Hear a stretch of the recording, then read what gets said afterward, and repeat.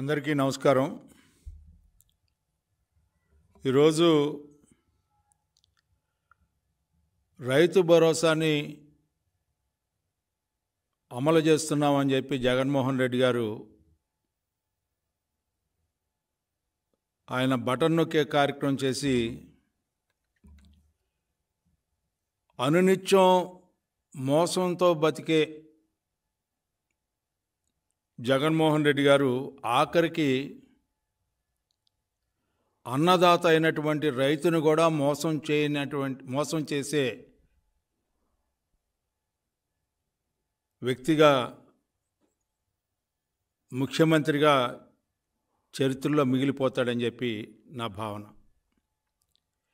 ఎందుకంటే వ్యవసాయాన్ని పూర్తిగా నాశనం చేసినటువంటి వ్యక్తి, 5 ఖరీఫ్లు 5 రబీల కాలం 10 కాలాలను కూడా పూర్తిగా నిర్వీర్యం చేసినటువంటి ఒక పాలన, ఒక ముఖ్యమంత్రి స్వయంగా వ్యవసాయానికి నష్టం జరిగేలాగా వ్యవహరించినటువంటి పాలన ఏదైనా ఉంది అంటే జగన్మోహన్ రెడ్డి గారి పాలన అని చెప్పి చాలా స్పష్టంగా కనిపించే అంశం. ఎందుకంటే ఈ రోజున మీరు చెప్పే అన్ని అబద్ధాలు ఇంకెవరు కూడా చెప్పరని చెప్పి నా భావన.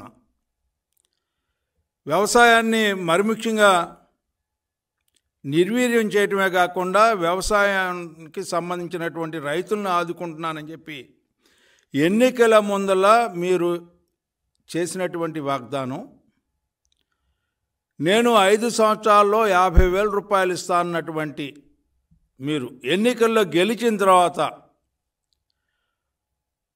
మీరు కేవలం 7,500 రూపాయలు మాత్రమే మీరు విడుదల చేసి కేంద్రం ఇచ్చే సహాయాన్ని కూడా మీరు కలిపి నేను రైతులకి సహాయం చేశానని చెప్పుకోవడంలో దీంట్లో ఎంత వాస్తవం ఉంది అని చెప్పి జగన్మోహన్ రెడ్డి గారు తెలియజెప్పాల్సిన అవసరం ఉంది రైతాంగానికి. అంతేకాదు, గతంలో చంద్రబాబు నాయుడు గారు 1,50,000 రూపాయల రుణమాఫీని 3 విడతల రుణమాఫీ చేసిన తర్వాత 4వ విడత 5వ విడత ఉన్న రైతాంగానికి నువ్వెందుకు రుణమాఫీని అమలుపరచలేకపోయావు? దీన్ని రైతు ద్రోహిగా పరిగణించబడదా అని చెప్పి నేను అడుగుతా ఉన్నా. 50,000 రూపాయల రుణాన్ని ఒక్కసారి రుణమాఫీ చేసినటువంటి ఘనత చంద్రబాబు నాయుడు గారిది అయితే 50,000 రూపాయలు 5 ఏళ్ల కాలంలో ఇస్తానని చెప్పినటువంటి నమ్మబలికినటువంటి నువ్వు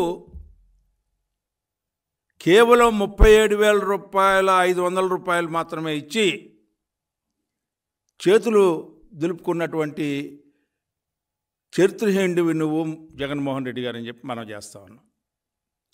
ఎందుకంటే ఈ రోజున రైతుని అనునిత్యం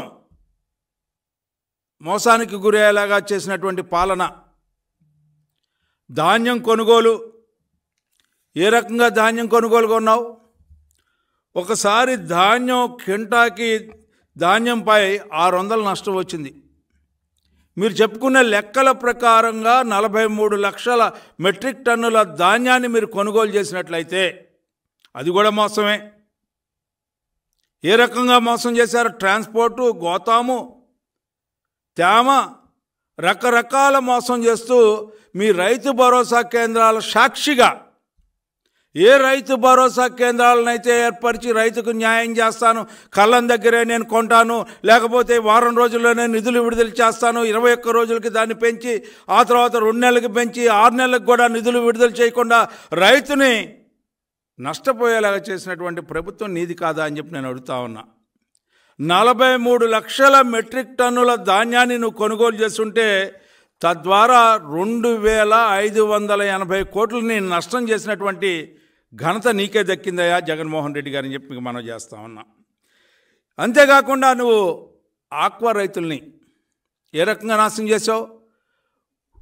యూనిట్కి ₹50 విద్యుత్ ఇస్తానని చెప్పి ఆక్వా, నాన్ ఆక్వా అని చెప్పి దాన్ని విడగొట్టి ₹5.85 వసూలు చేసి ఈ రోజున ఆక్వా మీద పెనుభారం వేసి ఆక్వా రంగాన్ని నాశనం చేయడానికి ప్రయత్నించినటువంటి ముఖ్యమంత్రి నువ్వు కాదా అని చెప్పి నేను అడుగుతా ఉన్నా. ఎక్కడ ఏ రకంగా పంటల బీమా నువ్వు అమలు చేసావు? ఈ రోజు వరకు కూడా లెక్కలు చెప్పలేనటువంటి ఎంత బీమాని నువ్వు అమలు చేసావు, ఎంతమంది రైతాంగానికి అమలు చేసావు, ఏ రకంగా చేసావు అనేది కూడా లెక్కలు లేనటువంటి పంటల బీమా చేసినటువంటి దొంగ ముఖ్యమంత్రి ఏదైనా ఉండవంటే అసెంబ్లీ సాక్షిగా ఎక్కడ నువ్వు బీమా చేశావని ఈనాటి ప్రతిపక్ష నేత, ఆనాటి ముఖ్యమంత్రి అయినటువంటి చంద్రబాబు నాయుడు గారు ప్రశ్నించిన తర్వాత ఆయనని అసెంబ్లీలోకి రాకుండా ఆయన అవమానపరిచినటువంటి దీంతో నువ్వు బతుకుతున్నావు తప్పితే నిన్ను నిలదీసే మనిషి నేను నిర్వీర్యం చేయడానికి నువ్వు ప్రయత్నించావు తప్పితే రైతుకు న్యాయం చేసావా అని చెప్పి నేను అడుగుతా ఉన్నా. ఎందుకు ఆ రోజున నువ్వు ప్రీమియం కట్టకపోగా బుకాయించి ఆ సాయంత్రం కట్టినటువంటి, అంటే రైతు పట్ల నీకు ఏ రకమైనటువంటి చిత్తశుద్ధి ఉంది, ఏ రకమైనటువంటి విశ్వాసం ఉంది, రైతుని ఏ రకంగా కాపాడగలుగుతా అని చెప్పి ఆలోచన నువ్వు చేసావు అనే దానికి ఇది నిదర్శనం కాదా అని చెప్పి నేను అడుగుతా ఉన్నా. అంతేకాదు ఈ రోజున మనం చూసుకున్నట్లయితే తుఫాను, ఎన్నిసార్లు తుఫాను వచ్చింది? దాదాపు 9 సార్లు. అకాల వర్షాల వల్ల, తుఫాను వల్ల, మిచంగ్ తుఫాను వల్ల దాదాపు 22 లక్షల ఎకరాలు నష్టపోయి 10,000 కోట్ల రూపాయల పంట నష్టపోతే, పక్కనున్న కర్ణాటక రాష్ట్రం కేంద్రానికి 30,000 కోట్ల రూపాయలు నష్టం వచ్చింది రైతాంగానికి వ్యవసాయం వల్ల, ఈ తుఫాను వల్ల వ్యవసాయంలో అని చెప్పుకుంటే, నువ్వు మాత్రం 700 కోట్ల రూపాయలు మాత్రమే నష్టం వచ్చిందని చెప్పినటువంటి, అంటే ఎందుకు నువ్వు కేంద్రానికి అంత దాసోహం అయ్యావో నాకైతే అర్థం కాలేదు. కానీ ఇక్కడ రైతుల్ని నష్టపెట్టినటువంటి వ్యక్తివి. రైతుల ఆత్మహత్యలు ఎందుకు జరుగుతూ ఉన్నాయి ఈ రాష్ట్రంలో? ఈ రోజున 2వ స్థానంలోనూ కౌలు రైతులు 3వ స్థానంలో దాదాపు 4,000 మంది రైతులు ఆత్మహత్య జరగడానికి కారణం నీ ప్రభుత్వం యొక్క పరిపాలనా విధానం కాదా, నీ యొక్క విధానం కాదా అని చెప్పి నేను అడుగుతా ఉన్నా. ఈ రోజున రైతుల యొక్క ఆత్మహత్యలు ఈ రోజున చెప్పుకోవాలంటే అవి ప్రభుత్వ హత్యలుగా పరిగణించాల్సినటువంటి అవసరం ఉందని చెప్పి నేను భావిస్తా ఉన్నా. ఆ రకంగా ఈ రోజున ప్రతి అంశంలో కూడా రైతుని నష్టపెడతా ఉన్నారు.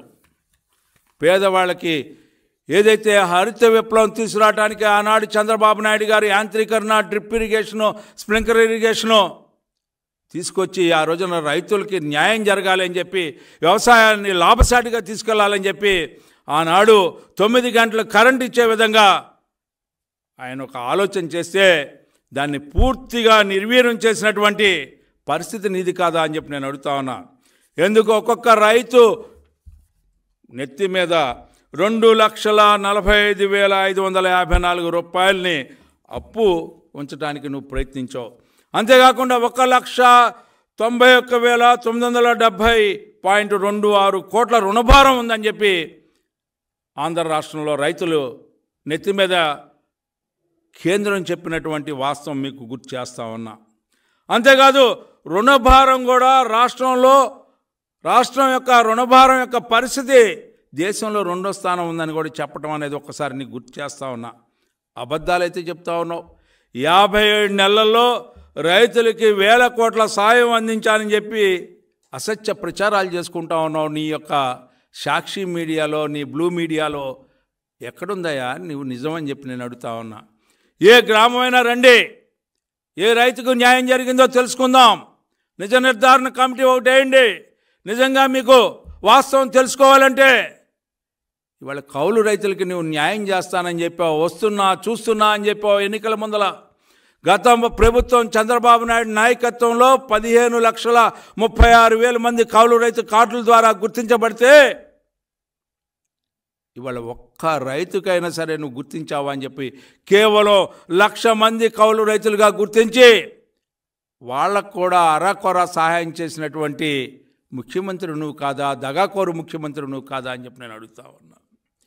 ఈ రోజున గతంలో డ్రిప్ ఇరిగేషన్కి, స్ప్రింక్లర్ ఇరిగేషన్కి 90% సబ్సిడీ ఇచ్చే కార్యక్రమం ఉంటే దాన్ని అటకెక్కిచ్చావు.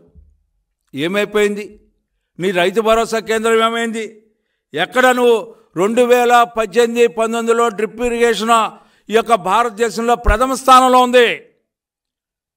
రైతులకి ఆ రకమైనటువంటి సహాయాన్ని అందిస్తే దాన్ని పూర్తిగా నీరుగార్చినటువంటి ముఖ్యమంత్రి జగన్మోహన్ రెడ్డి కాదా అని చెప్పి నేను అడుగుతా ఉన్నా. యాంత్రీకరణ సరే నేను అడుగుతా ఉన్నా. గతంలో rotavator, harvester, oil engine, power sprayer ఇలాంటివి ఇస్తే నువ్వు కనీసం సబ్సిడీ మీద టార్పాలను కూడా ఇవ్వనటువంటి ముఖ్యమంత్రి ఎవరైనా ఉన్నారు అంటే నీ పాలనే అని చెప్పి చెప్పుకోక తప్పదు అని చెప్తున్నాను జగన్మోహన్ రెడ్డి గారు. అంతేకాకుండా ఈ రోజున పాల సేకరణ, ఏదైనా రాష్ట్రంలో ఉన్నటువంటి పాల ఉత్పత్తిదారుల సంఘాలు ఏమైతే ఉన్నాయో వాటిల్ని కాపాడాల్సింది పోయి అమూల్ని ఆహ్వానించి ఎవరైతే అమూల్కి పాలు పోస్తారో వాళ్ళకి 4 రూపాయల బోనస్ అని చెప్పి ప్రజాధనాన్ని దాదాపు 6,000 కోట్ల రూపాయలని అమూల్కి కట్టబెట్టినటువంటి ముఖ్యమంత్రి నువ్వు కాదా అని చెప్పి నేను అడుగుతా ఉన్నా. మిగతా పాల డైరీలు ఏమైనాయి అని చెప్పి నేను అడుగుతా ఉన్నా. ఏ పాల డైరీలకైతే పాలు పోస్తున్నటువంటి రైతాంగానికి నువ్వు ఎక్కడైనా సహాయం చేసావా, బోనస్లు ఇచ్చావా, లేకపోతే ఆ పాల డైరీలు అభివృద్ధి చెందడానికి ఈ రాష్ట్రంలో సహేతువైనటువంటి నిర్ణయం కానీ ఆలోచన కానీ ఎక్కడైనా చేసిందా అని చెప్పి నేను అడుగుతా ఉన్నా. కేవలం నీ యొక్క స్వలాభం కోసం, నీ స్వప్రయోజనాల కోసం ఇవాళ అమూల్ డైరీకి తాకట్టు పెట్టినటువంటి 6,000 కోట్ల రూపాయలు వాస్తవం కాదా జగన్మోహన్ రెడ్డి గారు అని చెప్పి మనం చేస్తూ ఉన్నాం. ఈ రోజున రైతు కూలీలు వలసపోతూ ఉంటే, ఈ రోజున కరువుకి 400 మండలాలు కరువు ఉంటే కేవలం 100 మండలాలు మాత్రమే కరువు అని చెప్పి ప్రకటించినటువంటి దుర్మార్గ ప్రభుత్వం నీ ప్రభుత్వం కాదా అని చెప్పి నేను అడుగుతా ఉన్నాను. ఈ రోజున సాగు చేయటానికి నీరు ఎంత అవసరమో తెలుసు. జీవనాడైనటువంటి పోలవరాన్ని ఏం చేశావని చెప్పి నేను అడుగుతా ఉన్నా. రివర్స్ టెండర్ అని చెప్పి నాశనం చేసినటువంటి ఈ రోజున ఒక మహా ప్రాజెక్ట్ని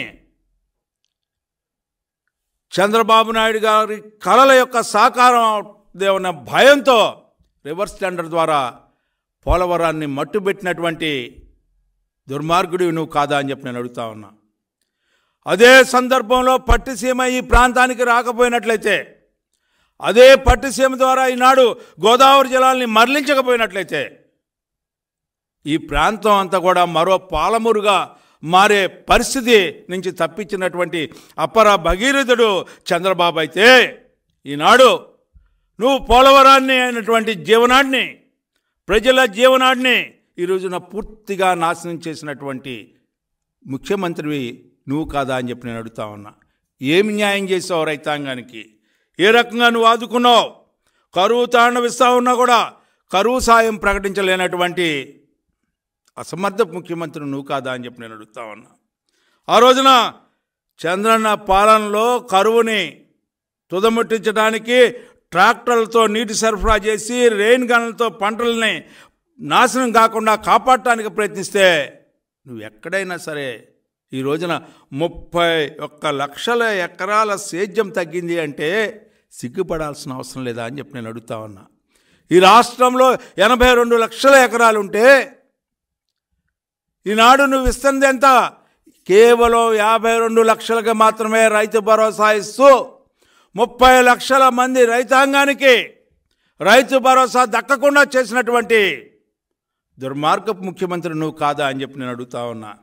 ఏమిటి నువ్వు చేసినటువంటి న్యాయం ఈ రాష్ట్రానికి, రాష్ట్రంలో ఉన్న రైతాంగానికి, వ్యవసాయాన్ని ఏ రకంగా అభివృద్ధి చేయడానికి నువ్వు ప్రయత్నించావు? ఒక్క మొక్క చెప్పినట్లయితే నేను సంతోషపడేవాడిని. 57 మాసాలు నేను న్యాయం చేశాను రైతాంగానికి అని చెప్తున్నాను. ఏ రకమైనటువంటి న్యాయం చేశావు? కొన్న పంటను ఏమైనా కొన్నావా? పక్కనున్న తెలంగాణలో ఆఖరి గింజ వరకు కూడా ఆ ప్రభుత్వం కొన్నటువంటి సందర్భాన్ని నీకు గుర్తు చేస్తా ఉన్నా. నువ్వు ఏనాడైనా సరే, ఏ సంవత్సరంలో అయినా సరే, ఏ యొక్క కాలంలో అయినా సరే, ఖరీఫ్లో కానీ రబీలో కానీ 20% కంటే ఎక్కడైనా సరే నీ రైతు భరోసా కేంద్రాల ద్వారా కానీ, నీ దళారుల ద్వారా కానీ ఎక్కడైనా పండిన పంటని కొనుగోలు చేసి ఆ కొనుగోలు చేసిన పంటకి నిధులు విడుదల చేసిన, సక్రమంగా నిధులు విడుదల చేసినటువంటి పాలన ఎక్కడైనా ఉందా అని చెప్పి నేను అడుగుతా ఉన్నా. ఆఖరికి 9 గంటల కరెంటు కూడా ఇవ్వలేనటువంటి ప్రభుత్వం నీతి కాదా అని చెప్పి నేను అడుగుతా ఉన్నా. పైగా ఈ రోజున 10 కాలాల్లో కూడా 5 ఖరీఫ్లు 5 రబీల్లో 60 లక్షల ఎకరాల్లో పంట నష్టం జరిగితే 30,000 కోట్ల రైతులు నష్టపోతే కేవలం నువ్వు ఇన్పుట్ సబ్సిడీ ఇచ్చింది ఎంతయా? 2,000 కోట్లు. అంటే ఏ రకంగా కొన్ని చోట్ల ఎకరానికి 32 రూపాయలు, కొన్ని చోట్ల 90 రూపాయలు, కొన్ని చోట్ల 70 రూపాయలు. ఇదేనా నీ సహాయం? నువ్వేం చెప్పావు? నేను వడ్డీ లేని పంట రుణాలను ఇస్తా అన్నావు. ఎక్కడిచ్చావని చెప్పి నేను అడుగుతా ఉన్నా. 1,00,000 రూపాయలు పరిమితి చేసావు. గతంలో 3 లక్షల వరకు కూడా పావలా వడ్డీ రుణాలు ఉంటే వడ్డీ లేని రుణాలని చెప్పి 1,00,000 రూపాయలకు తగ్గించి అది కూడా సకాలంలో మార్చి లోపల కట్టగలిగితేనే వీళ్ళకి నువ్వు ఇచ్చావు అని చెప్పి చెప్పుకుంటా ఉన్నావు. గతంలో బుక్ అడ్జస్ట్మెంట్లు జరిగాయి. ఏ రైతు కూడా నష్టపోయేవాడు కాదు. వడ్డీ లేని రుణాలు ప్రతి రైతు పొందినటువంటి ప్రభుత్వం చంద్రబాబు నాయుడు గారిది అయితే ఇవాళ కేవలం 10% రైతులు కూడా పొందలేనటువంటి ఈ వడ్డీ లేని రుణాల పథకం నిరుపయోగంగా మారింది అని చెప్పి నీకు మనవి చేస్తా ఉన్నా. ఈ రోజున అదేవిధంగా నువ్వేం చెప్పావు? ఈ వడ్డీ లేని రుణాలకి 4,000 కోట్లు అన్నావు. ధరల స్థిరీకరణకి బడ్జెట్ అన్నావు. ఏం చేసావా? ఎక్కడ చేసావా? ధరల స్థిరీకరణ ఎక్కడైనా చేసావా? వడ్డీ లేని రుణాలకి 4,000 కోట్లు ఎక్కడైనా నువ్వు ఖర్చు పెట్టావా? ఎక్కడ కూడా ఎవరిని కూడా ఏ రోజున కూడా నీడ కూడా నిలబడనీయకుండా ఈ రోజున పూర్తిగా రైతు వెన్నెముకని నిర్దాక్షిణ్యంగా విరిచేసినటువంటి ముఖ్యమంత్రి ఎవరయ్యా అంటే జగన్మోహన్ రెడ్డి అని చెప్పుకునే పరిస్థితి. ఏ కాలంలో కూడా నువ్వు ఈ 5 ఏళ్ల కాలంలో రైతుకి సకాలంలో నీరు అందించలేకపోయావు, సకాలంలో సరసమైన ధరలకు ఎరువులు అందించలేకపోయావు, సబ్సిడీ మీద విత్తనాలు ఇవ్వలేకపోయావు, యాంత్రీకరణలో పూర్తిగా విఫలమయ్యావు, పంటల్ని కొనలేని ప్రభుత్వంగా అసమర్థ ప్రభుత్వంగా మిగిలిపోయావు, కొన్న పంటలకి నిధులు విడుదల చేయలేకపోయావు. ఇవాళ ఆఖరికి పంటల బీమాని కూడా అమలు చేయలేనటువంటి దుర్మార్గపు ప్రభుత్వంగా ఆఖరికి రికన్సిలేషన్ స్టేట్మెంటు ఏదైతే ప్రతి మండలంలో ఇరిగేషన్, హార్టికల్చర్, ఎంఆర్ఓ, అదేవిధంగా అగ్రికల్చర్ వాళ్ళు సంతకం పెట్టి ఆ యొక్క మండలంలో ఏ పంటలు పండినాయి అనేది ఉంటే ఆ పంటలు పండిన వివరాలను కూడా సగం 50% వరకే మీరు డిజిటలైజేషన్ చేసి మిగతా 50% ఎవరెవరి పేర్ల మీద పెడితే ఈనాడు పంట నష్టం జరిగితే ఆ పంట ఎవరికి వెళ్తుందయా అని చెప్పి నేను అడుగుతా ఉన్నా. మిగతా 50% ఇన్ని మోసాలతో రైతుల్ని మోసం చేస్తూ, రైతుల పొట్లను కొడుతూ, రైతుల్ని పూర్తిగా ఆత్మహత్యలకు గురయ్యేలాగా చేసినటువంటి ప్రభుత్వం ఏదైనా ఉందంటే నీ ప్రభుత్వమే. అబద్ధాల ప్రభుత్వం, మోసపూరితమైన ప్రభుత్వం, దగాకోరు ప్రభుత్వం, రైతుల్ని నాశనం చేసినటువంటి ప్రభుత్వం ఏదయ్యా అంటే జగన్మోహన్ రెడ్డి గారి ప్రభుత్వం అని చెప్పి చెప్పుకోక తప్పదని చెప్పి మనం చేస్తాం.